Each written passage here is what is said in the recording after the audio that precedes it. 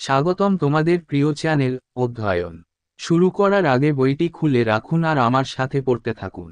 আমাদের এই ছোট্ট চ্যানেলটি সাবস্ক্রাইব করতে ভুলবেন না। চলুন শুরু করি।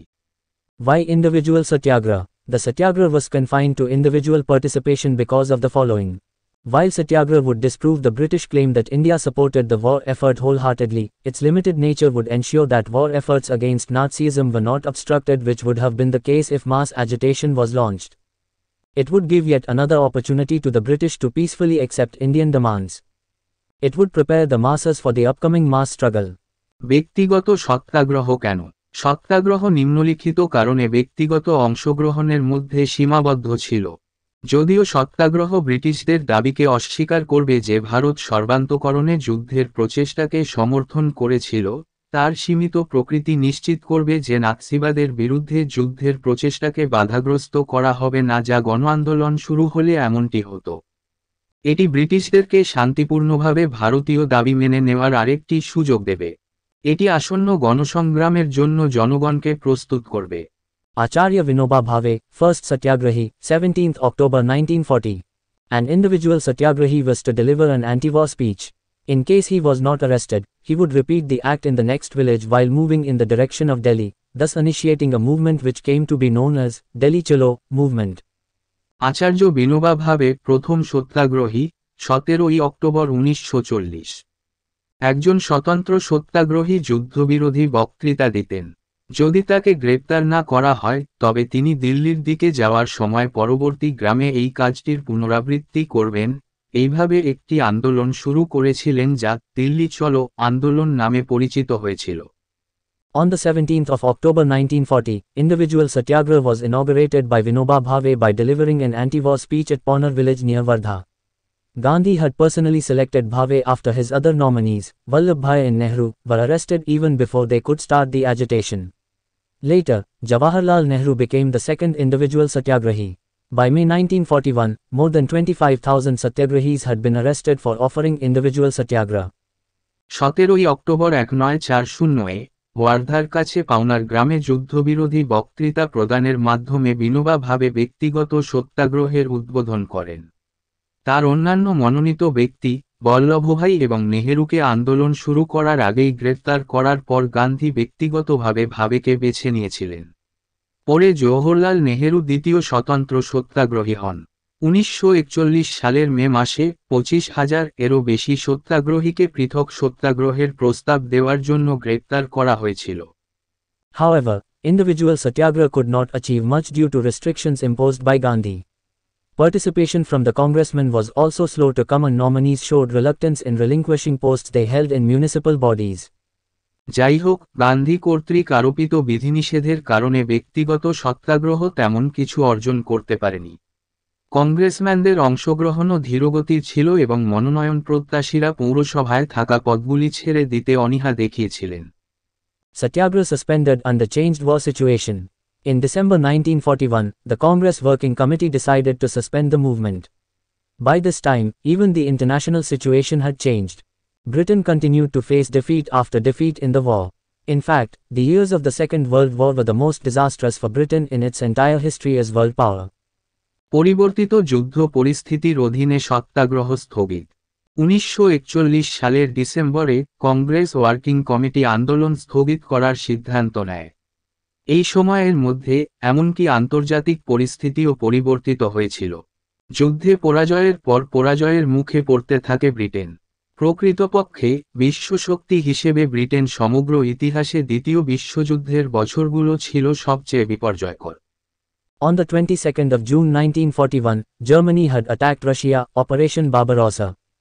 On the 7th of December 1941, Japan had dramatically joined the war on Germany's side by launching a surprise attack on American fleet at Pearl Harbor. Japan quickly occupied Southeast Asia including Philippines, Indonesia, Malay, Burma and Indochina with lightning speed. 1941 সালের 22শে June Germany Russia আক্রমণ করেছিল operation Barbarossa. 1941 সালের 7ই December Japan নাটকীয়ভাবে pearl হারবারে American ফ্লিটের উপর একটি আকস্মিক আক্রমণ শুরু করে জার্মানির পক্ষে যুদ্ধে যোগ দেয়। জাপান দ্রুত গতিতে ফিলিপাইন, ইন্দোনেশিয়া, মালয়, বার্মা এবং ইন্দো চীন সহ দক্ষিণ পূর্ব এশিয়া দখল করে। Gandhi had already denounced the Japanese slogan of Asia for Asiatics and had exhorted the Indians to denounce Japanese goods. In December 1941, the Congress Working Committee also passed a resolution offering full cooperation to the Allies if Britain agreed to give full independence after the war and substance of power immediately. It was during this time that Gandhi chose Jawaharlal as his successor, stating, "Not Rajaji, C. Rajagopalachari, but Jawaharlal will be my successor. I know that when I am gone, he will speak my language." Gandhi ইতিমধ্যেই এশিয়ার জন্য Asiatic জাপানি স্লোগানের নিন্দা করেছিলেন এবং ভারতীয়দের জাপানি পণ্যের নিন্দা করার আহ্বান জানিয়েছিলেন। 1941 সালের ডিসেম্বরে কংগ্রেস ওয়ার্কিং কমিটিও মিত্রদের পূর্ণ সহযোগিতার প্রস্তাব দিয়ে একটি প্রস্তাব পাশ করে যদি ব্রিটেন যুদ্ধের পর পূর্ণ স্বাধীনতা দিতে সম্মত হয় এবং অবিলম্বে ক্ষমতার উপাদান। এই সময়েই গান্ধী জওহরলালকে তার উত্তরসূরি হিসেবে বেছে নিয়েছিলেন যে রাজাজি সি. রাজাগোপালাচারী নয়, জওহরলাল হবেন আমার উত্তরসূরি। আমি জানি যে আমি চলে গেলে তিনি আমার ভাষায় কথা বলবেন। Note, meanwhile, in 1941, the 8-year-old ban on the Communist Party of India was lifted after it decided to support the government in war efforts following the German invasion of Russia. দ্রষ্টব্য, ইতিমধ্যে 1941 সালে রাশিয়ায় জার্মান আক্রমণের পরে যুদ্ধের প্রচেষ্টায় সরকারকে সমর্থন করার সিদ্ধান্ত নেওয়ার পরে ভারতের কমিউনিস্ট পার্টির উপর থেকে 8 বছরের পুরনো নিষেধাজ্ঞা তুলে নেওয়া হয়েছিল। Cripps Mission, the 22nd of March 1942. As war situation rapidly worsened against the Allies, USSR, USA, President Roosevelt, China, President Chiang Kai-shek, and Labour Party of Britain now began to pressurize Churchill to reconsider the British policy in India and seek active support of the Indians in the war. Consequently, the government released many political prisoners. And after Japan occupied Rangoon in March 1942, bringing the war to India's doorstep, the British decided to send Cripps Mission to India. Cripps Mission 22শে মার্চ 1942। মিত্রশক্তির বিরুদ্ধে যুদ্ধ পরিস্থিতি দ্রুত খারাপ হওয়ার সাথে সাথে ইউএসএ প্রেসিডেন্ট রুজভেল্ট, চীন প্রেসিডেন্ট চিয়াং কাই শেক এবং ব্রিটেন লেবার পার্টি এখন চার্চিলকে ভারতে ব্রিটিশ নীতি পুনর্বিবেচনা করার জন্য এবং ভারতীয়দের সক্রিয় সমর্থন চাওয়ার জন্য চাপ দিতে শুরু করে। যুদ্ধ ফলস্বরূপ সরকার অনেক রাজনৈতিক বন্দীকে মুক্তি দেয় এবং 1942 সালের মার্চ মাসে জাপান রেঙ্গুন দখল করে। যুদ্ধকে ভারতের দোরগোড়ায় নিয়ে আসার পর ব্রিটিশরা ভারতে ক্রিপস মিশন পাঠানোর সিদ্ধান্ত নেয়। Prime Minister Winston Churchill sent the leader of the House of Commons, Sir Stafford Cripps, with the aim of securing India's active support in the war effort. Cripps was a left-wing Labourite and had been a strong supporter of Indian national movement. He arrived in India on the 22nd of March 1942 with a set of proposals and opened negotiations with Indian leaders. He declared that the aim of new British policy in India was the earliest possible realization of self-government in India. প্রধানমন্ত্রী Winston Churchill যুদ্ধের প্রচেষ্টায় ভারতের সক্রিয় সমর্থন নিশ্চিত করার লক্ষ্যে house of কমন্সের নেতা স্যার স্ট্যাফোর্ড ক্রিপসকে পাঠান। ক্রিপস ছিলেন একজন বামপন্থী লেবারিট এবং ভারতীয় জাতীয় আন্দোলনের শক্তিশালী সমর্থক ছিলেন। তিনি 22শে মার্চ 1942 তারিখে ভারতে আসেন এবং ভারতীয় নেতাদের সাথে আলোচনা শুরু করেন। তিনি ঘোষণা করেছিলেন যে ভারতে নতুন ব্রিটিশ নীতির লক্ষ্য ছিল ভারতে স্বশাসনের প্রাথমিকতম উপলব্ধি। Cripps' proposals. The draft declaration Cripps brought with him was quite disappointing and it included the following proposals. Cripps প্রস্তাবনা খসড়া ঘোষণা ক্রিপস তার সাথে আনা ছিল বেশ হতাশাজনক এবং এতে নিম্নলিখিত প্রস্তাবগুলি অন্তর্ভুক্ত ছিল। Dominion status. The object of His Majesty's government was the creation of a new Indian Union which shall constitute a dominion in the British Commonwealth but in no way subordinate to Britain in any aspect of its domestic or external affairs. Thus, Dominion status to be granted to India immediately after the war with the right to decide its relations with the British Commonwealth including the right to secede from the Commonwealth. Dominion status মহারাজের সরকারের উদ্দেশ্য ছিল একটি নতুন ভারতীয় union তৈরি করা যা ব্রিটিশ কমনওয়েলথের একটি ডোমিনিয়ন গঠন করবে কিন্তু কোনোভাবেই ব্রিটেন অভ্যন্তরীণ বা বহিরাগত বিষয়ের কোনো দিক থেকে অধীনস্থ হবে না। এইভাবে কমনওয়েলথ থেকে বিচ্ছিন্ন হওয়ার অধিকার সহ ব্রিটিশ কমনওয়েলথের সাথে তার সম্পর্কের সিদ্ধান্ত নেওয়ার অধিকার সহ যুদ্ধের পরপরই ভারতকে ডোমিনিয়ন স্ট্যাটাস দেওয়া হবে। Constituent Assembly. Immediately after the war, steps shall be taken to set up in India an elected body to frame a new constitution for India. Indian states shall also be provided representation in the constitution-making body. Thus, the Constituent Assembly was to comprise of members from British India as well as princely states. The task of making new constitution would now be solely in Indian hands. The members of the Constituent Assembly were to be elected by Provincial Assembly and nominated by rulers in case of princely states. গণপরিষদ যুদ্ধের পরপরই ভারতের জন্য একটি নতুন সংবিধান প্রণয়নের জন্য ভারতে একটি নির্বাচিত সংস্থা গঠনের পদক্ষেপ নেওয়া হবে। ভারতীয় রাজ্যগুলিকেও সংবিধান প্রণয়ন সংস্থায় প্রতিনিধিত্ব প্রদান করা হবে। সুতরাং গণপরিষদ ব্রিটিশ ভারতের পাশাপাশি দেশীয় রাজ্যগুলির সদস্যদের নিয়ে গঠিত ছিল। নতুন সংবিধান প্রণয়নের কাজ এখন কেবলমাত্র ভারতীয়দের হাতেই থাকবে। গণপরিষদের সদস্যদের প্রাদেশিক পরিষদ দ্বারা নির্বাচিত এবং মনোনীত করা হবে। দেশীয় রাজ্যের ক্ষেত্রে শাসক। Right of non-accession of provinces, provincial option, or local option, clause. The constitution so framed would be accepted by the British government on the condition that any Indian province, if it so desired, could remain outside the Indian Union and negotiate directly with Britain. প্রদেশেরও অধিভুক্তির অধিকার প্রাদেশিক বিকল্প বা স্থানীয় বিকল্প ধারা এইভাবে প্রণীত সংবিধানটি British সরকার এই শর্তে মেনে নেবে যে যে কোনো ভারতীয় প্রদেশ যদি ইচ্ছা করে ভারতীয় ইউনিয়নের বাইরে থাকতে পারে এবং ব্রিটেন সাথে সরাসরি আলোচনা করুন।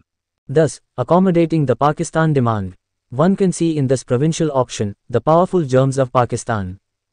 Right of secession of provinces. The provinces would have the right to secede for a possible partition of the country.